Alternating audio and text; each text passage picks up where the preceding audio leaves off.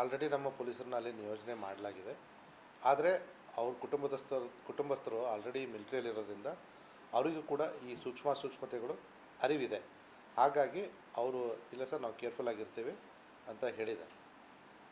Sir, ಈಗ ಈ ರೀತಿ ಸುಳ್ಳು ಸುದ್ದಿಗಳನ್ನು ಹರಡುವಂಥವ್ರು ಏನು ಎಚ್ಚರಿಕೆ ಯಾವುದೋ ಒಂದು ಫೋಟೋಗಳನ್ನು ಹಾಕಿ ಈಗ ತಮಗೆ ಹಲವಾರು ಬಾರಿ ನಾವು ಕೂಡ ಹೇಳಿದ್ದೀವಿ, ಕೆಲವೊಂದು ಪ್ರಕರಣಗಳಲ್ಲಿ ಕ್ರಮಗಳನ್ನ ಕೂಡ ತೊಗೊಂಡಿದ್ದೀವಿ.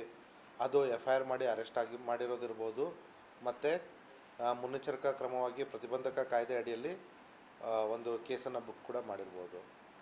ಈ ರೀತಿ ಸುಳ್ಳು ಸುದ್ದಿಗಳು ಎರಡು ರೀತಿ ಇರುತ್ತೆ. ಒಂದು ನಮ್ಮ ಸಮಾಜಕ್ಕೆ ಹಾರ್ಮ್ಲೆಸ್ ಇರ್ತಕ್ಕಂಥದ್ದು, ಇನ್ನೊಂದು ಹಾರ್ಮ್ಫುಲ್ ಇರ್ತಕ್ಕಂಥದ್ದು. ಈಗ ಈ ವಿಚಾರದಲ್ಲಿ ಒಂದು ಕಮ್ಯುನಿಟಿಯನ್ನು ಇನ್ನೊಂದು ಕಮ್ಯುನಿಟಿಗೆ ವಿರುದ್ಧವಾಗಿ ಎತ್ತಿ ಕಟ್ಟುವಂಥ ಕೆಲಸ ಇದು.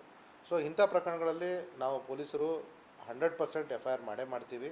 ಮತ್ತು ಅವ್ರನ್ನ ಕಾನೂನು ಪ್ರಕಾರ ಅವ್ರಿಗೆ ಬಂಧಿಸೋದಾಗಿರ್ಬೋದು, ಅವ್ರನ್ನ ನ್ಯಾಯಾಂಗ ಬಂಧನಕ್ಕೆ ಒಪ್ಪಿಸೋದಾಗಿರ್ಬೋದು, ಇದೆಲ್ಲವನ್ನು ಮಾಡ್ತೀವಿ. ಇನ್ನುಳಿದ ಕೆಲವೊಂದು ಸಣ್ಣ ಪುಟ್ಟ ಪ್ರಕರಣಗಳು ಅಕ್ಕಪಕ್ಕದವ್ರದಿರ್ಬೋದು, ಅಥವಾ ಈಗ ತಮಗೆ ಗೊತ್ತಾಗಿರೋ ಹಾಗೆ ಕೆಲವೊಂದು ಪ್ರಕರಣಗಳಲ್ಲಿ ತಲವಾರು ಹಿಡ್ಕೊಂಡು ಬಂದವ್ರನ್ನ ಯಾರು ಮೊದಲ ಬಾರಿ ಮಾಡಿದಾರೋ ಅವರಿಗೆ ಒಂದು ವಾರ್ನಿಂಗ್ ಕೊಟ್ಟು ಪ್ರತಿಬಂಧಕ ಕಾಯ್ದೆ ಅಡಿಯಲ್ಲಿ ಕ್ರಮ ತಗೊಳ್ಳೋದಾಗಿರ್ಬೋದು, ಅವರ ಹಿರಿಯರನ್ನ ಕರೆಸಿ ಎಚ್ಚರಿಕೆ ನೀಡೋದಾಗಿರ್ಬೋದು, ಮತ್ತು ಯಾರು ರಿಪೀಟೆಡ್ಲಿ ಇದ್ದಾರೆ ಅವ್ರ ಮೇಲೆ ಆರ್ಮ್ಸ್ ಆ್ಯಕ್ಟ್ ಅಡಿಯಲ್ಲಿ ಕ್ರಮ ತಗೊಳ್ಳೋದು ಕೂಡ